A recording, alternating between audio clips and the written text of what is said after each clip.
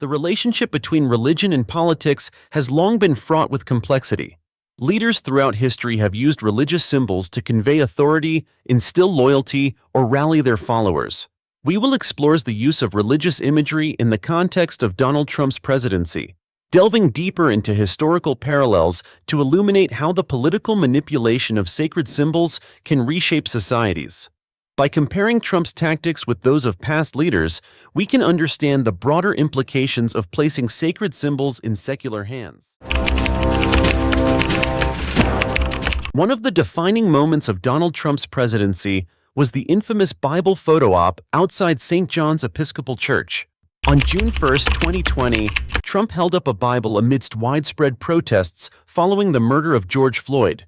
The scene was set by forcibly clearing peaceful demonstrators using tear gas and pepper spray. Many saw this act as a clear misuse of religious imagery, serving to reinforce Trump's law and order stance rather than offering a message of peace or reconciliation. While Trump's base saw this as a defense of Christianity, his critics viewed it as the appropriation of a religious symbol for political gain. It sparked outrage from religious leaders across denominations. Bishop Marianne Buddha of the Episcopal Church criticized the event, stating that it went against the teachings of Jesus and reflected a disregard for human dignity. This moment was emblematic of Trump's broader strategy of wielding religious imagery as a political weapon to bolster his influence over evangelical voters, while pushing back against progressive ideals and movements like Black Lives Matter. The use of religious symbols for political gain is not new. Throughout history, many leaders have co-opted religious imagery to serve secular or authoritarian agendas. One striking historical parallel can be found in the reign of Constantine the Great, the first Roman emperor to convert to Christianity. In the early 4th century, Constantine fought a pivotal battle at the Milvian Bridge. According to legend, on the eve of the battle, he saw a vision of a cross in the sky, along with the words, "In this sign you will conquer." The next day, he instructed his soldiers to paint crosses on their shields, and after winning the battle, he attributed his victory to the Christian God. This event marked the beginning of Constantine's embrace of Christianity, not purely as a faith, but as a political tool. By aligning himself with the rapidly growing Christian community, Constantine solidified his rule and reshaped the Roman Empire's religious landscape. Much like Constantine, Trump used religious imagery, particularly Christian symbols, not necessarily out of personal faith, but as a means to secure political support. In both cases, the sacred was drawn into the service of the secular, blending religious authority with political power. While Constantine's conversion led to the eventual Christianization of the Roman Empire, Trump's invocation of Christianity during his presidency emboldened Christian nationalism in the United States, further deepening the cultural divide. Another historical parallel can be drawn between Trump's use of the Bible and the Ku Klux Klan's appropriation of the cross. The burning cross became a symbol of terror used by the KKK in the late 19th and early 20th centuries. Despite its association with Christianity, the cross was manipulated by the Klan to represent white supremacy and racial purity. The Klan framed their ideology as a defense of Christian values, positioning themselves as protectors of a Christian America against perceived threats posed by African Americans, immigrants, and religious minorities. While Trump's actions were not as overtly tied to white supremacy, his Bible photo op and broader use of religious imagery during his presidency echoed a similar pattern. By aligning himself with conservative Christian values and symbolically wielding the Bible during moments of racial tension, Trump tapped into a long-standing tradition of using religious symbols to maintain the status quo and resist calls for racial justice. His actions, much like those of the Klan, conflated religion with a particular vision of American identity, one that was often exclusionary and hostile to those outside of the evangelical Christian sphere. Another example of religious symbols being co-opted by a leader for secular purposes comes from Adolf Hitler and the Nazi regime. While Hitler himself was not a devout Christian, he understood the power of religious imagery and rhetoric in rallying the German people.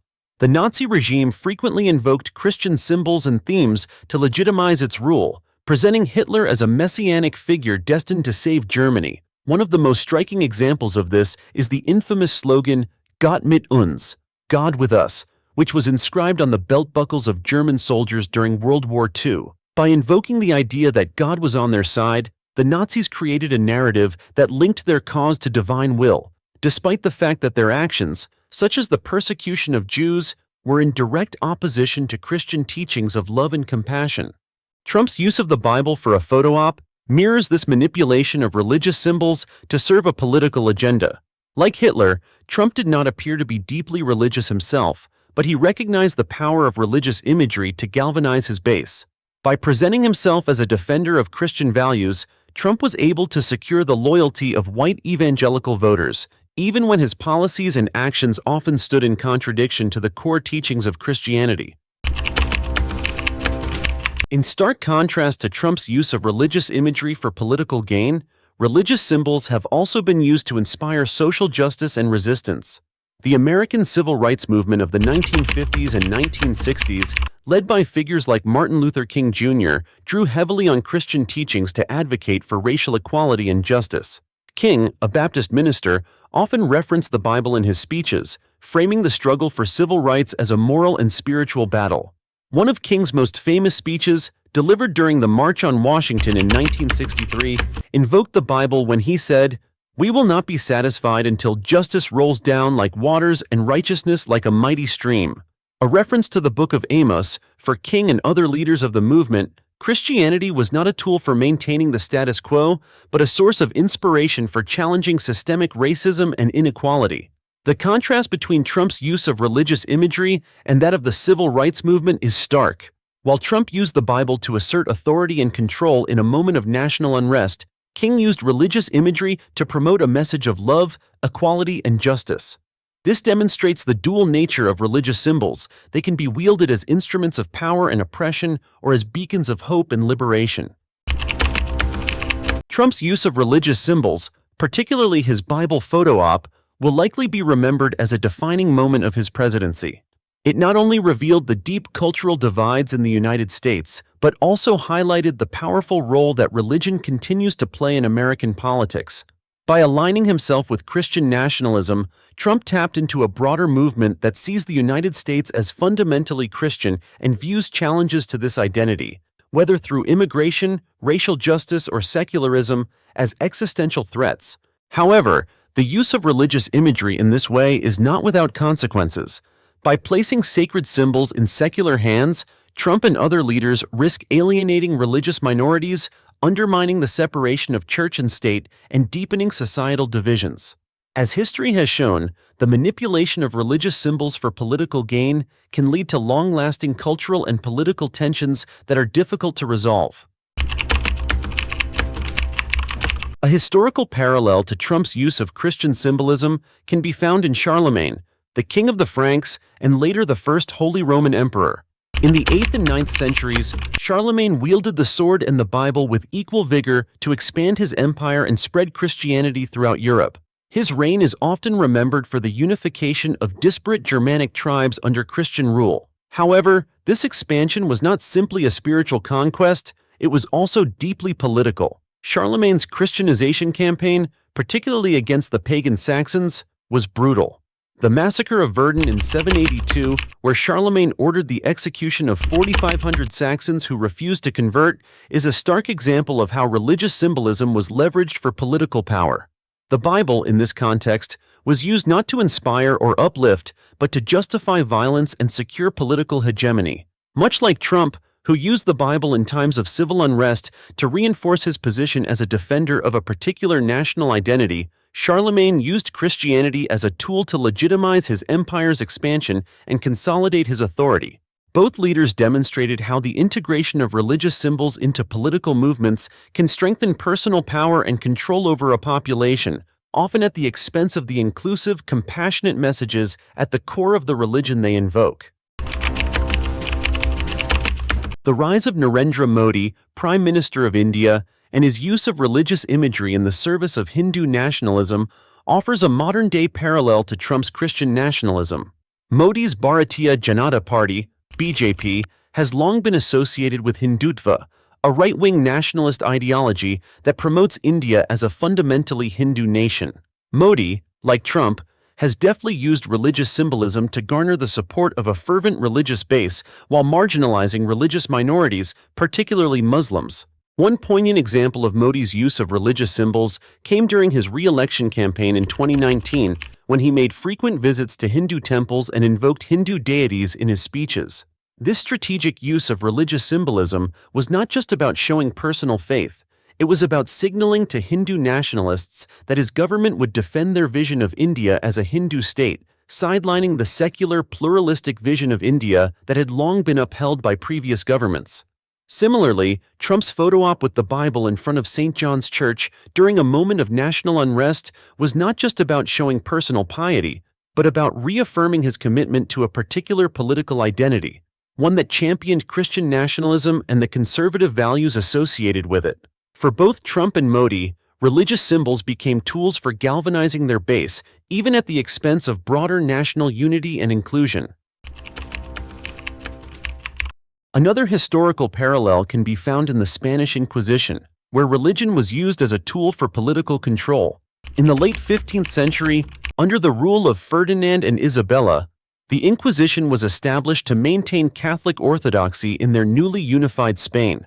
The monarchs were determined to root out any traces of heresy, particularly among converted Jews, conversos, and Muslims, moriscos, who were suspected of secretly practicing their original faiths.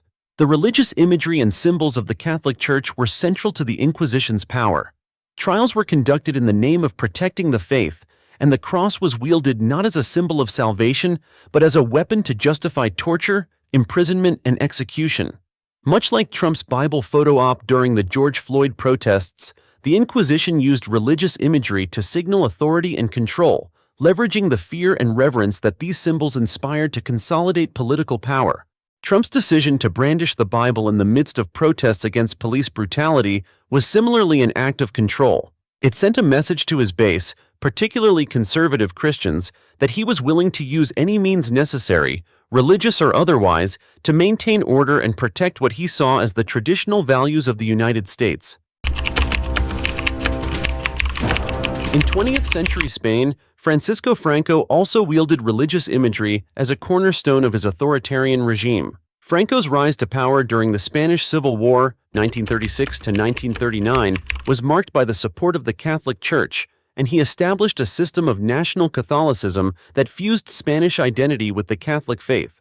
Under Franco, Catholicism was not just the dominant religion, it was the essence of national identity, and the Church played a central role in legitimizing Franco's authoritarian rule. The use of religious imagery in Franco's Spain was pervasive. The cross, the rosary, and other Catholic symbols became part of the state's apparatus, used to remind the population of their religious and national obligations. Much like Trump, Franco invoked religious symbols to reinforce his political authority, blending the sacred with the secular in a way that both marginalized dissenters and strengthened his grip on power.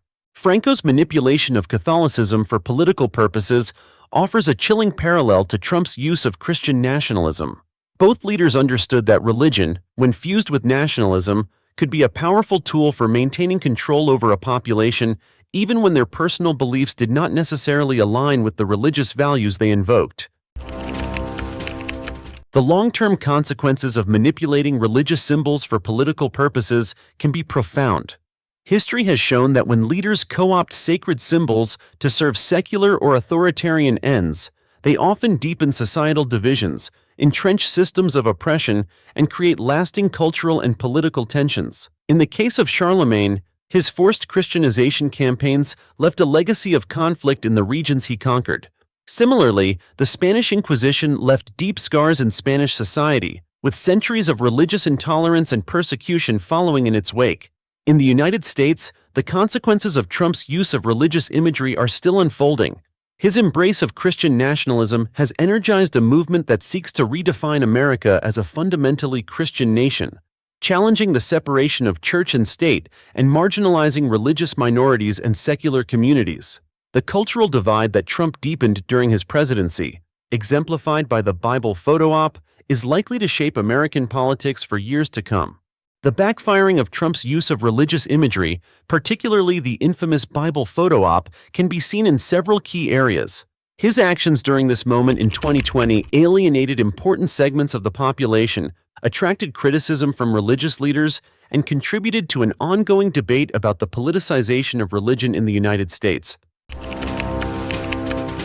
One of the most immediate consequences of Trump's Bible photo op was the backlash from prominent religious figures. The act of clearing peaceful protesters with tear gas and physical force for a photo opportunity deeply troubled many within the religious community. For example, Bishop Marianne Edgar Booty of the Episcopal Diocese of Washington strongly condemned Trump's actions, calling it an abuse of sacred symbols and antithetical to the teachings of Jesus. Other clergy members from various denominations also spoke out, emphasizing that Trump's use of the Bible was politically manipulative rather than a genuine act of faith. This criticism undermined Trump's relationship with a broader swath of religious voters, particularly those who were uncomfortable with the politicization of faith for the sake of optics. While Trump retained strong support among certain evangelical groups, these public condemnations fractured his appeal within other religious communities, including more progressive Christian groups. The event contributed to a wider perception that Trump was willing to manipulate religious symbols for political gain, which many viewed as cynical and opportunistic. Instead of demonstrating strength or leadership, the Bible photo op was seen by many as an empty gesture, reinforcing the belief that Trump used religion as a tool to bolster his political image rather than out of genuine conviction. This perception was reinforced in media coverage, where the photo op became a symbol of Trump's broader mishandling of the protests against racial injustice. Many viewed the moment as one where Trump missed an opportunity to unite the nation and instead deepened divisions by using religious imagery to align himself with law and order over the cause of racial justice. Trump's repeated use of Christian symbols, such as the Bible, also alienated non-religious voters and religious minorities, who felt excluded by his administration's frequent appeals to Christian nationalism. By repeatedly invoking Christian imagery and aligning his policies with evangelical Christian values, Trump created the impression that his administration primarily represented one religious demographic. In a pluralistic society like the United States, where there is a clear constitutional separation between church and state, this emphasis on Christian symbols and rhetoric alienated voters who did not share those religious convictions. This backfired, contributing to his broader unpopularity among non-evangelical Christians, as well as non-religious and minority religious groups. The Bible photo op became emblematic of Trump's larger failure to address the underlying issues driving the protests, particularly systemic racism and police brutality. Rather than engaging with the substance of the racial justice movement, Trump's use of religious imagery seemed to sidestep the grievances of the protesters, focusing instead on projecting an image of strength and authority. This disconnect between symbolism and substance further hurt Trump's ability to respond to the moment. For many, the Bible photo op was a stark reminder of his administration's unwillingness to address racial inequality directly, instead prioritizing gestures aimed at maintaining his base's support.